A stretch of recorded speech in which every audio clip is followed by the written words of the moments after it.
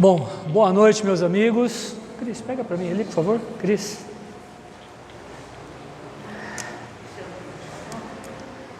Muito feliz de estar com você. O som está ligado aqui, ó. Muito feliz de estar novamente aqui na nossa casa, né? A gente, como a Cristina falou, a gente ainda está meio que patinando, né, pessoal? Mas vocês estão bem? Deixa só essa aqui apagada, por favor. Só essa aqui. Essa aqui. E aí, isso. Vocês estão bem, pessoal?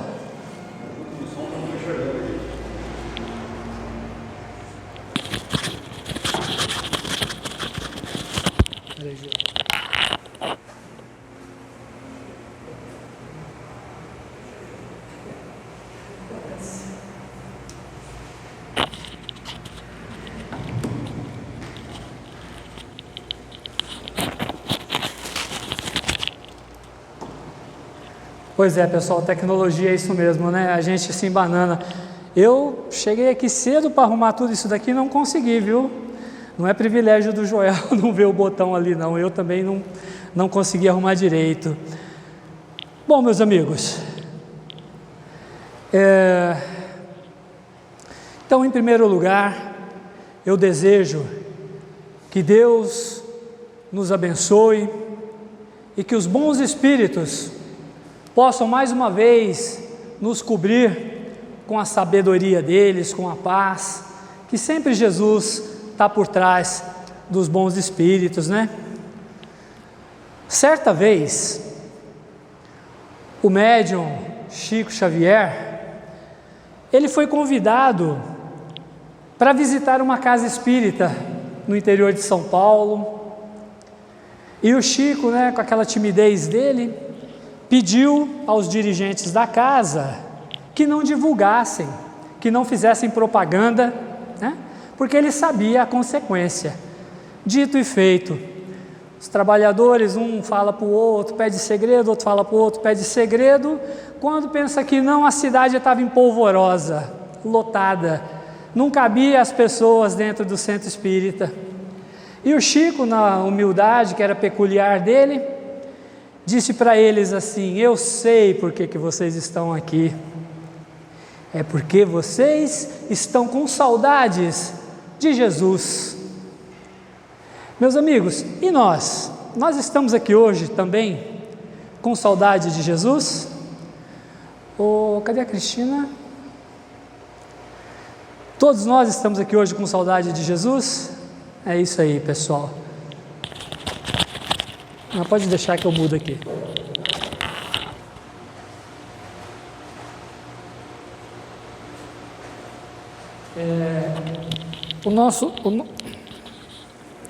Já mudei, João. Já mudei. O nosso tema hoje, eu vou pedir para que vocês, nossos visitantes, nossos amigos, mentalizem exatamente esses passos. Por que eu comecei contando a história, né, do Chico, da saudade com Jesus? Meus irmãos, quando nós pensamos em Jesus, quando nós mentalizamos Jesus, os seus feitos, quando Ele esteve entre nós, a gente fica completamente admirado com a quantidade de coisas maravilhosas que Jesus fez,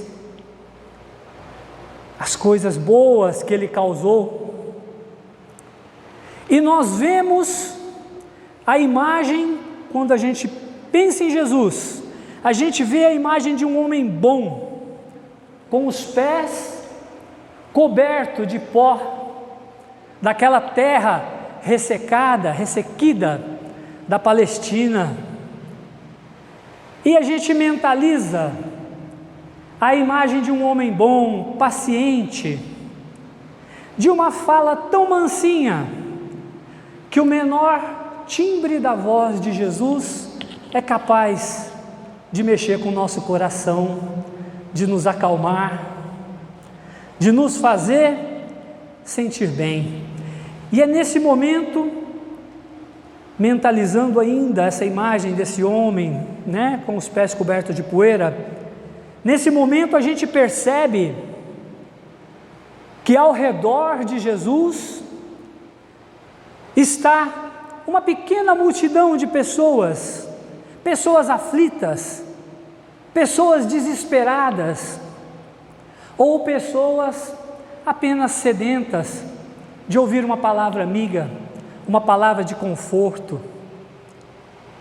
É uma pequena multidão de doentes do corpo e da alma. São pessoas se acotovelando, sem sequer perceber que aquele homem que elas desejam estar perto, ele recomenda a elas justamente o contrário. Recomenda a paciência, recomenda o amor, recomenda a calma e o perdão. Essas pessoas somos nós. E ainda, mentalizando essa cena, nenhuma pessoa nessa pequena multidão teria ideia do que esse homem teria passado para estar ali junto delas naquele dia. Era todo tipo de miserável, pecadores, pessoas doentes, ladrões, magistrados e sacerdotes pseudo-sábios que julgavam conhecer tudo da lei de Deus, exploradores de todas as matizes, pessoas doentes do sexo. Esse era Jesus. Era no meio dessas pessoas que ele queria estar. Era o médico que elas precisavam. Essas pessoas ainda somos nós. Então, aquele homem de pés poeirento também não houvera tido uma vida fácil, e ainda assim ele amava e ama aquelas pessoas que estavam ali circulando ele, se acotovelando, empurrando, todos querendo ficar perto de Jesus. Somos nós. Queremos ficar perto de Jesus a todo custo, não é? Então, tem um pequeno problema. Nós pensamos em Jesus como se ele fosse um empregado da nossa própria alma. Nós pensamos em Jesus como se ele tivesse o dever, de saciar e de aliviar os nossos problemas. Nós impomos ao Cristo a obrigação de cuidar de nós, sem nos darmos conta de que essa obrigação é primeiramente nossa. Ele ajuda, mas nós temos a nossa parte a fazer, o nosso compromisso. Mas o Cristo, gente, o Cristo, ele conhece as nossas deficiências, e ele entende que apesar de já se terem passados 20 séculos e 2 décadas da sua morte, nós ainda não aprendemos o suficiente. Ele compreende. Ele, Jesus, é um espírito burilado no fogo do tempo, e ao contrário de nós, ele há muito já superou a mesquinharia, a incompreensão que nós ainda carregamos. Então ele nos compreende, ainda que a gente cometa esses pequenos equívocos. E tudo o que ele nos pede, absolutamente tudo o que Jesus nos pede, é que ouçamos a sua voz no fundo do nosso coração. Meus irmãos, nós estamos muito doentes com a falta de esperança, com desalento, perdemos a confiança nas pessoas, no mundo, estamos doentes. E o Cristo pode nos ajudar. Nós estamos simplesmente arrasados por sermos todos os dias, dia após dia, enganados, iludidos, trapaceados. E o pior de tudo é que nós sentimos as nossas mãos atadas. A gente não consegue fazer nada. E a medicina da terra, ela já não consegue alcançar essas doenças da nossa alma, que é o desalento, né? O desespero. A medicina da terra não consegue. Mas houve um segundo momento na nossa história em que o Cristo novamente decide intervir a nosso favor.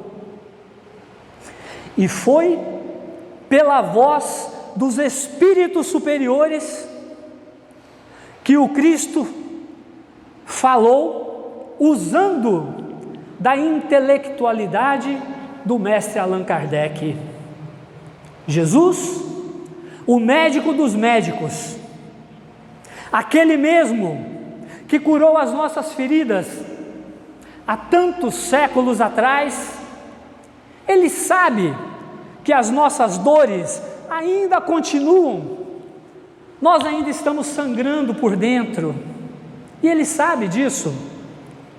E pelo Espiritismo, ele, Jesus, ele vai ressurgir na imagem do Espírito Verdade, que é aquele mesmo que veio balizar, que balizou a configuração da doutrina espírita, que encabeçou uma legião de espíritos superiores, coordenou tudo, junto às mãos abençoadas de Allan Kardec. Mas então, meus amigos, ele ainda vem nos dizer que a partir do advento do Espiritismo, ele já havia percebido que nós já estávamos maduros para entender a sua mensagem consoladora, que é a proposta da doutrina espírita. Voltou para nos dizer que já somos suficientemente adultos para perceber que algumas atitudes que podem nos curar não dependem somente dele. Algumas atitudes dependem de nós. E Jesus já percebeu isso. Ele está dizendo para nós: meu filho, você pode. É o Cristo. Ele fala isso para nós nas entrelinhas do seu Evangelho. Nas entrelinhas do Evangelho segundo o Espiritismo, pela voz dos Espíritos superiores. Disse Jesus, isso é tão verdade que ele foi dizer que, na verdade, eu vos digo, que aquele que crê em mim, também fará as obras que eu faço, e ainda fará maiores do que essa. Olha quem está falando que nós vamos fazer obra melhor do que a dele próprio, o próprio Jesus. E ele encerra dizendo: vós sois deuses, somos filhos de Deus, somos capazes. A saúde da nossa alma, meus amigos, meus irmãos, minhas irmãs, depende apenas da nossa boa vontade. Como eu disse, somos os filhos de Deus e já crescemos. Fomos acalentados pelos braços do progresso e fomos embalados pelo conhecimento espírita e espiritual. Temos todas as condições. Jesus, o médico dos médicos, mostrou-nos como funciona a medicina do amor. O ser humano, ele é um espírito saído das mãos do Criador e que se constitui em fases. Nós progredimos por etapas. Nós tivemos um princípio espiritual em algum momento da nossa história e evoluímos a passos muito curtos, porém nós demos passos muito vigorosos. As nossas pegadas foram muito firmes, porque como crianças espirituais que nós éramos, nós tivemos o apoio, assim como o pai cuida do seu bebê até que ele se desligue do lar, nós tivemos o apoio e o braço amigo do nosso espírito protetor, daquele nosso anjo da guarda, que já nos acompanha há tantas eras, há tanto tempo, há eras incontáveis. Alguns nos acompanham por séculos. Isso ensina o Espiritismo. Nós tivemos, meus amigos, também o nosso momento de adolescência espiritual. E a gente sabe que é a adolescência, porque foi nesse momento que nós começamos a tomar decisões e a entender a responsabilidade que cada um de nós tem diante a vida e diante a evolução. Nós percebemos que somos seres dependentes uns dos outros. Diante disso, nós escolhemos viver em coletividade. Nós somos espíritos que gostam e que precisam uns dos outros. Vivemos em sociedade. Jesus vem lembrar tudo isso para nós pela doutrina espírita. E veio Jesus e nos tornou adultos, porque agora nós sabemos, com os ensinamentos do Cristo, o que é certo e o que é errado. Percebemos, e Jesus, Ele veio para nós, falou do amor, falou do perdão, falou de paciência, né, Cristina, minha amiga? Paciência, né, Cris? Resignação, falou de fé, Jesus falou de esperança, Jesus falou tantas coisas para nós. E Jesus também restaurou a saúde física de algumas pessoas. Algumas, viu, gente? Às vezes a gente pega o Evangelho e tem a impressão que Jesus curou todo mundo que está ali. Não foi bem assim, não. Mas, sempre que Jesus curava alguém, sempre que isso acontecia, que Jesus recebia essa solicitação de alguém, Ele realizava para a pessoa. Mas, logo após vinha o ensinamento. Nada passava batido na sabedoria do Cristo. E logo após vinha o ensinamento: seja feito como você pediu, a tua fé te curou, agora vai e não tornes mais a errar. A gente tem feito isso? Ou a gente continua errando? Complicado, né? E agora, meus amigos, nós crescemos, já somos espíritos amadurecidos e apurados no fogo das provações. Continuamos sendo apurados. E o Espiritismo, ele nos apresenta novamente aquele mesmo Jesus de 20 séculos atrás. Ele apresenta para nós aquele mesmo Jesus como Jesus, médico dos médicos, Jesus, o doutor dos doutores.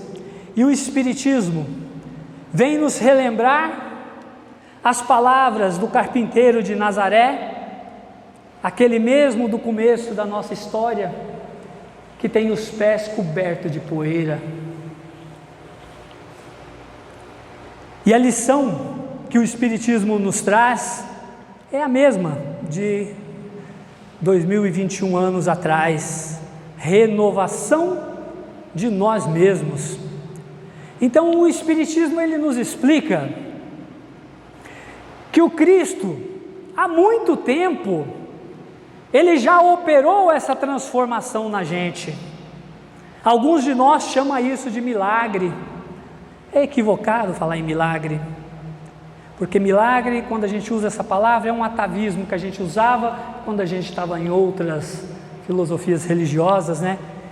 Que achava que tudo partia do sobrenatural. Só que o maior milagre, e isso dificilmente a gente se dá conta, o maior milagre realizado pelo Cristo não foram as curas das doenças físicas, não foram os ressuscitados, não foram a restauração da visão aos cegos e nem a cura daqueles que tinham a hanseníase. Todo mundo acha que foi isso. No entanto, o maior milagre de Jesus como médico de almas foi ter feito a sua palavra criar raiz no coração da humanidade, e essa palavra difundiu, ela existe no mundo inteiro, para cristãos e não cristãos. Esse foi o maior milagre de Jesus. E quando a gente pensa no milagre de Jesus, de alguma forma a gente pensa com egoísmo, é o meu milagre. E quando Jesus fala do milagre, é o milagre da coletividade, de todos nós. Porque Jesus, ele entendia que o maior mal da terra era a falta de amor, a falta da caridade e a falta do perdão. Pois é, são três coisinhas, meus amigos, que juntas elas produzem uma série imensa de resultados. Tanto isso é verdade que chega ao ponto do apóstolo dos gentios, que foi Paulo, ensinar lá em Coríntios 13, que se ele tivesse todos os dons na terra do Espírito, do conhecimento, da inteligência, se ele doasse toda a fortuna dele, e vários outros dons ele vai citando, se ele fizesse tudo isso, e não tivesse o amor e a caridade, ele nada seria. Paulo foi o maior divulgador da lição de Jesus. Graças a Paulo, o cristianismo está nos quatro cantos do mundo. Paulo entendeu a mensagem de Jesus. Então o apóstolo Paulo, ele resume tudo isso numa carta. Ele resume esse ensinamento sublime de Jesus. Então a gente tem o roteiro, a gente tem o caminho, e o que demais nós desejarmos das mãos do Cristo, com toda certeza, meus irmãos, seria abusar demais da bondade desse Espírito sublime. E o Espiritismo, ele nos ensina a recobrar a nossa lucidez e nos propõe que nós façamos a nossa parte. O milagre, como a gente ouve falar por aí, não existe. Desculpem eu dizer isso a vocês, isso é o que o Espiritismo ensina, não existe. Porque Jesus, ele não iria simplesmente derrogar as leis da natureza apenas para saciar o nosso ego. Só creio se você fizer algo extraordinário. Tanto é assim que havia um espírito mau, de acordo com o Evangelho, que o tentava no deserto, que pedia provas ao Cristo, e ele diz assim: não tentarás o Senhor teu Deus. Então, meus amigos, nós não precisamos ver para crer. O espírita tem fé porque sabe, acredita. É claro que a gente pede o apoio da espiritualidade, do Cristo, e eles vêm, estão prontos. Então a transformação que nós precisamos realizar, ela acontece somente pela força da nossa vontade e do nosso trabalho. Desculpem eu dizer isso, mas não vai ser aquele ou aquele outro que vai resolver o meu problema. O meu problema, antes de passar no outro ou em Jesus, ele está passando primeiro em mim. Então eu sou a primeira pessoa que tenho que dar conta de resolver aquilo. E o que nós, quando a gente pede para Jesus alguma coisa, ou para os bons espíritos, o que nós estamos fazendo para merecer a atenção e a solicitude de Jesus, o médico dos médicos? Meus amigos, Jesus não é apenas médico da nossa indumentária física, mas sim, Ele nos fornece sim a capacidade de suportar as dores. E por que eu estou falando isso para vocês? Nós temos uma preocupação com o aqui e o agora, o imediato, e nós esquecemos que nós teremos outras vidas, outras vivências, outras reencarnações, novas reencarnações, e o nosso corpo atual, ele é apenas um veículo, algo que carrega o nosso espírito pela nossa vida. Então, se nós desejamos um corpo saudável, quando a gente pede ao médico dos médicos um corpo saudável, então que tenhamos antes, vamos construir antes uma mente saudável. Não adianta pedir as coisas para esse médico maravilhoso e continuar com uma mente poluída, deturpada, que tem preguiça de pensar, ou que não quer pensar, ou que finge não ver. Então Jesus, o médico dos médicos, meus amigos, para finalizar, esse médico dos médicos, né, Cris? Nesse momento, nesse exato segundo, nesse minutinho, ele já está aí, ó, no consultório do coração de cada um de vocês. Mas e agora? A gente sabe o que vai falar para ele? O que vai pedir? Vamos aproveitar, meus amigos.